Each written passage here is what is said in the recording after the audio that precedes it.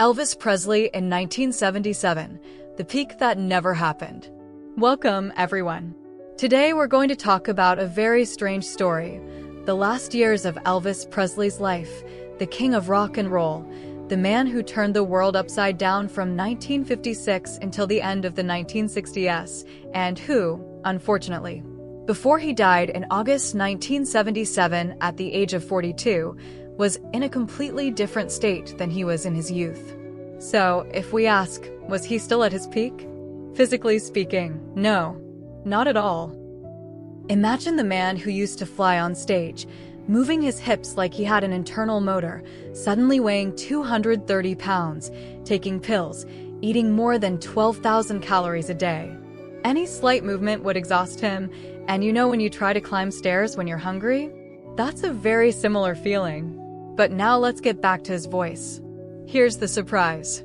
Despite all the physical problems, despite the pills, despite the exhaustion, his voice was king. The high notes, the low notes, the self-control, all of that was still there. And that's what distinguishes true talent from anything else. Even when he was addicted to drugs to the point where he sometimes couldn't move on stage, the audience heard the old Elvis, his old feeling, the sweetness of his voice that made people cry or dance at the same time. So there's a paradox here. His body was practically inoperable, but his voice was brilliant, as if it had never tired. Now let's analyze this a bit.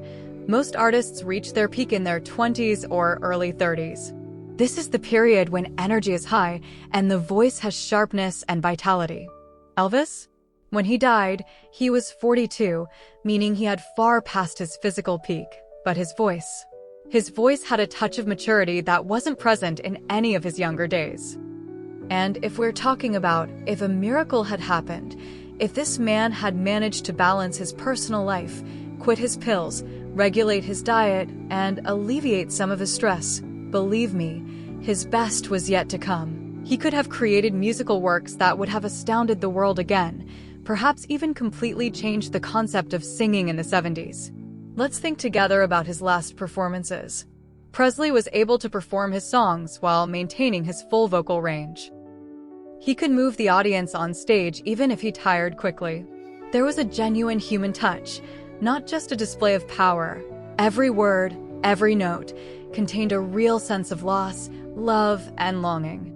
So, when you watch his last videos, you'll feel that he wasn't just the king of rock, he was the king of true voice, a voice unrelated to movement, appearance, or physical fitness. The lesson here is, even if your body is tired, even if your personal life is out of control, true talent remains. And that's what made Elvis a legend to this day. In the end, Elvis is more than just a story about the death of a famous artist.